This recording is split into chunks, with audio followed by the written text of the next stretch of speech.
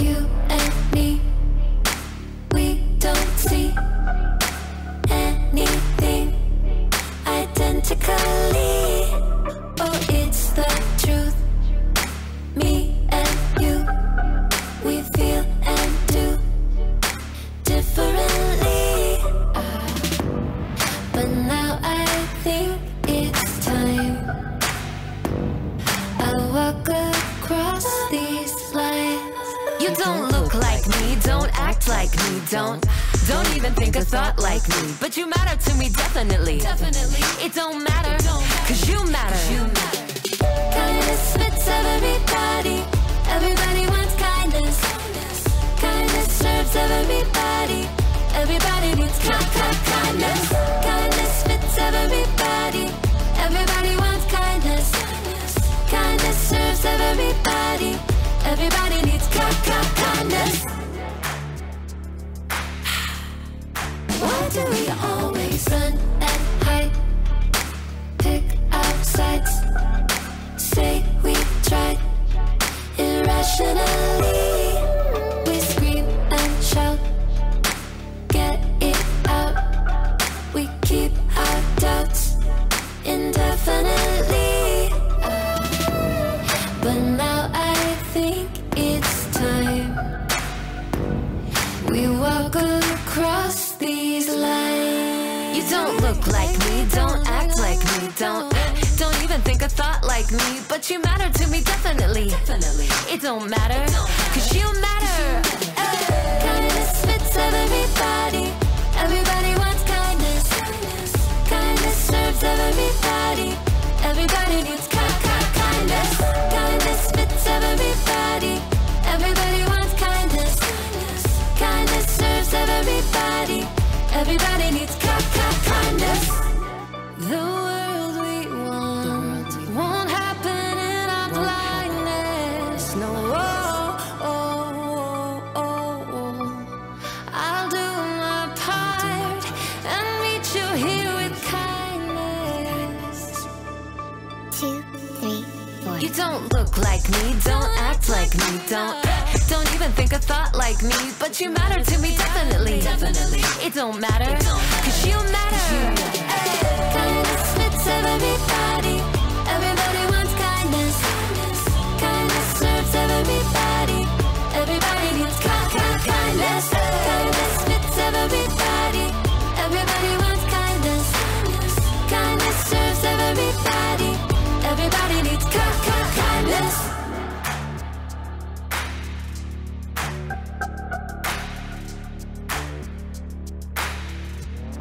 Boom, boom, boom, boom.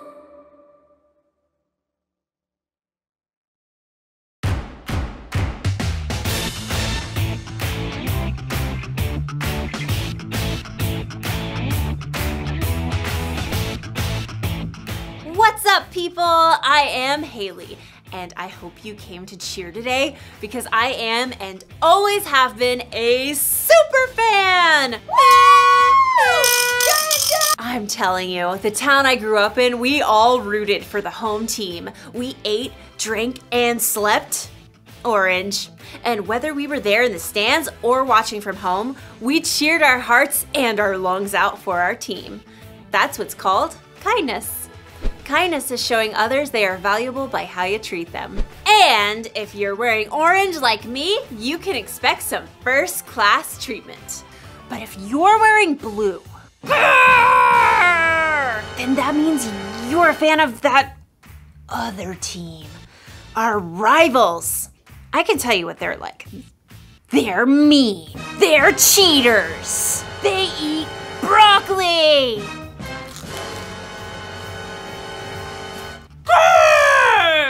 They're pretty scary. I've actually never met one in person, but that's what I've heard.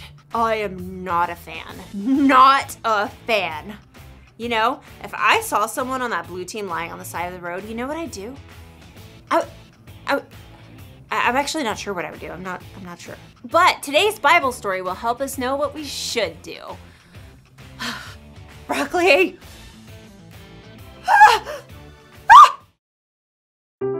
The Bible.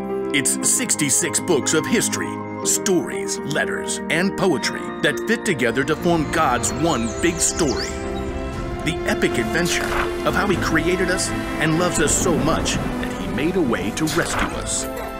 As we travel through the Bible, from Genesis to Revelation, we discover people who met God and found their lives changed forever. Now, for an amazing story, inspired by the book of Luke, chapter 10, verses 25 through 37. Everywhere Jesus went, crowds of people followed.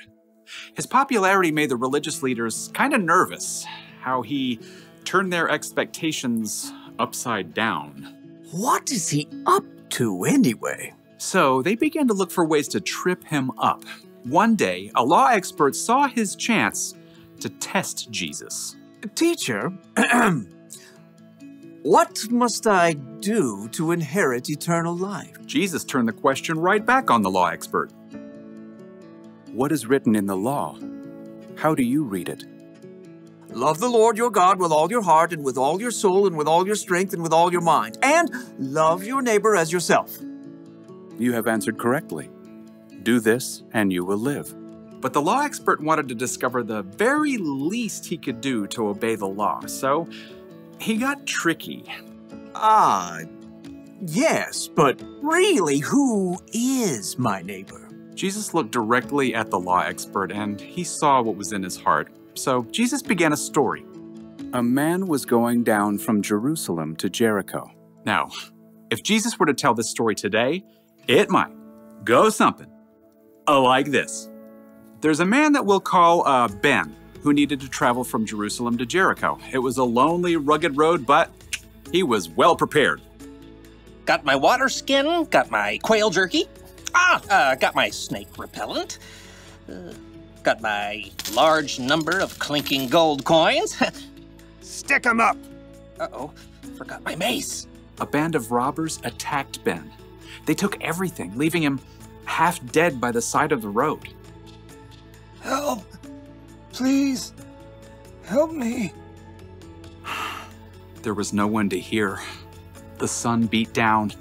Shadows shifted as the day wore on. At last, he heard footsteps.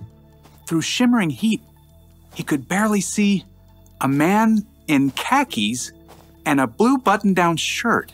In the beginning, let me Google the Greek word for beginning. That'll make me sound more intelligent. The man was a preacher working on his Sunday sermon. Help me!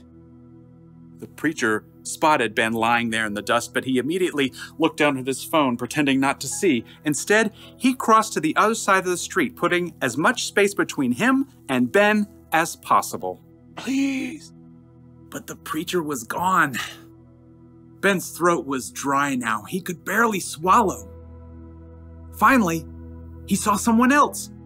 I've got peace like a river, I've got peace like a river, I've got peace like a river in my soul. A worship leader was now trekking down the road. He wore skinny jeans, an unnecessary scarf, and AirPods.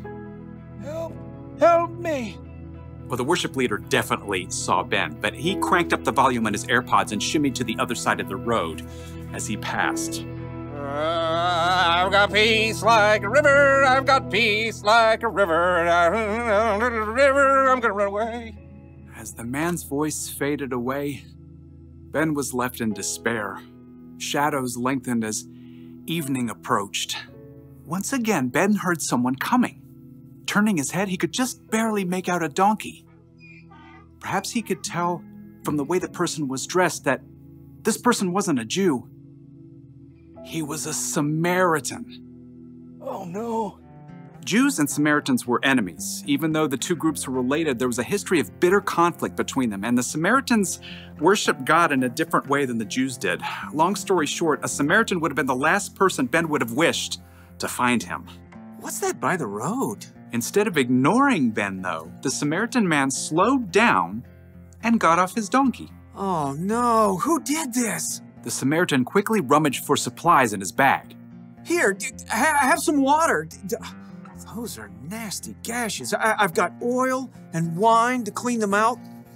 The Samaritan bandaged Ben's wounds and hefted him onto his own donkey. Steady, steady. Hey, wrap your arms around his neck, like this. By the time darkness fell, the Samaritan brought Ben to an inn where the injured man could recover. Thank you. Thank you. In the morning, the Samaritan gave the innkeeper some money. Please, take care of this man. I'll return and pay you back for any extra expenses. Goodbye. Thank you. When Jesus finished the story, no one said a word. He looked directly at the law expert. Which of these three do you think was a neighbor to the man who fell into the hands of robbers? The law expert fidgeted. To admit that the Samaritan had acted as a true neighbor was to say that everyone is a neighbor, no matter how different they may be. I suppose, in this case, one would have to say, the man who had mercy on him. Go and do likewise. Jesus' story was clear. Love your neighbor as yourself isn't limited to just the people in your neighborhood. Your neighbor means anyone who needs you to show them God's love.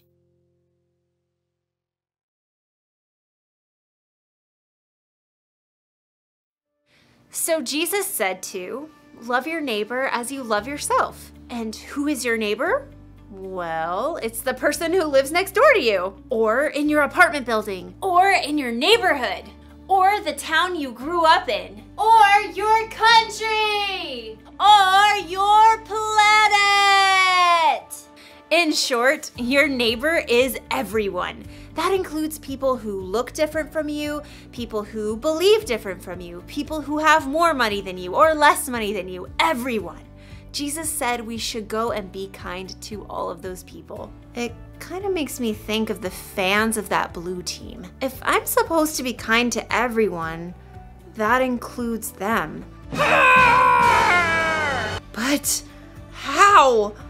How can I be kind to someone who's so different? Maybe I could try putting myself in their shoes. Whoa. Well, that's a start. What else can I do? Maybe I can find out more about the Blue fans so I can see what we have in common. Like, I'll bet they grew up rooting for their team just like I did. I'll bet they cheered their hearts and their lungs out. And I bet they ate, drank, and slept blue too. Maybe we're more alike than we think. Or maybe we're just different, and that's okay. In fact, it's incredible to know that there are billions of people with all kinds of differences all over the world. So here's the one thing for us to remember today. Be kind to people who are different from you. Don't just think about what you'd want or need.